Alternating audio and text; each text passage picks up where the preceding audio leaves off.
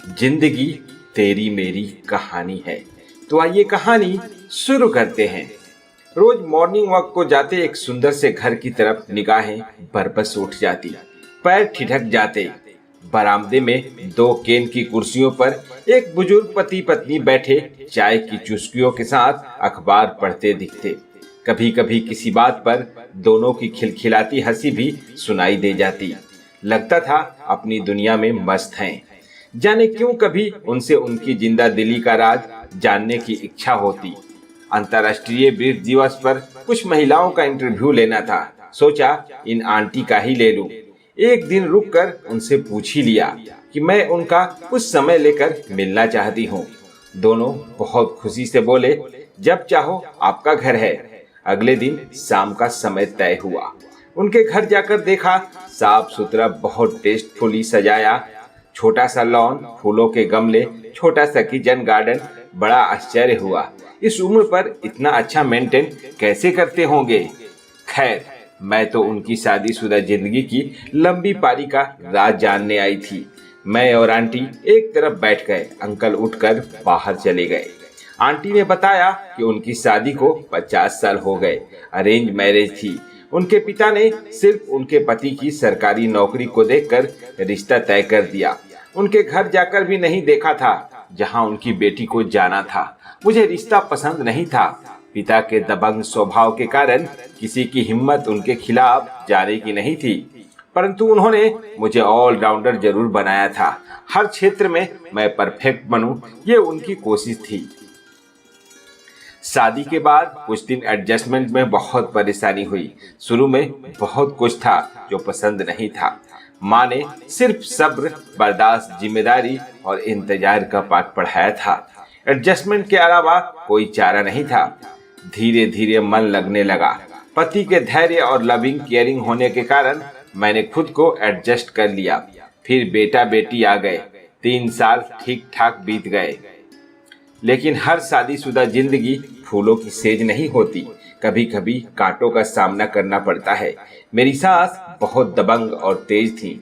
ससुर जी का देहांत हो गया था। पति दूसरे श्रवण कुमार थे। माँ की गलत से गलत बात को भी मानने को तैयार नहीं थे। उन्होंने मेरे पति का ट्रांसफर वहां करवा लिया जहां वो रहती थी। बेटे बहू का सुख वो देख नहीं सकती थीं। उन्हें हर वक्त डर लगता कहीं बहू उनके बेटे को अपने चंगुल में ना कर ले। इसीलिए वे इनको मेरे खिलाफ भड़काती रहती।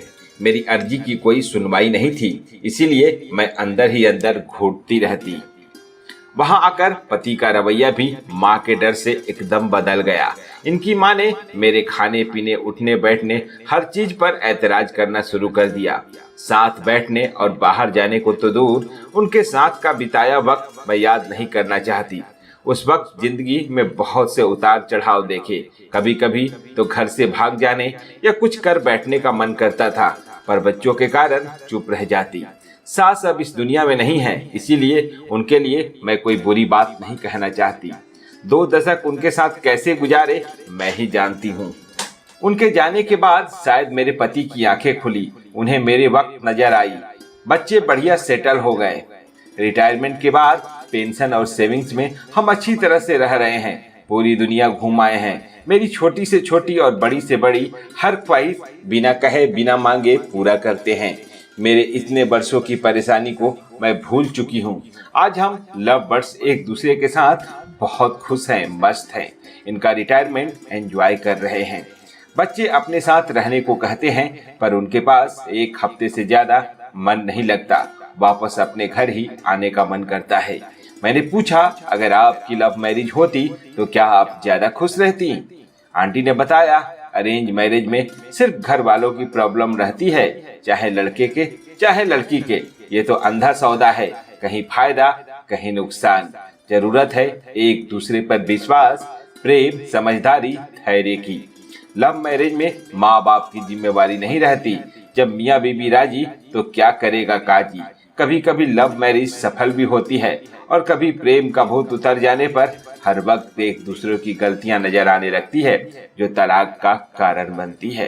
अरेंज मैरिज और लव मैरिज के अलावा अब लिव इन और शुरू हो गया है। पता नहीं कितना सही कितना गलत।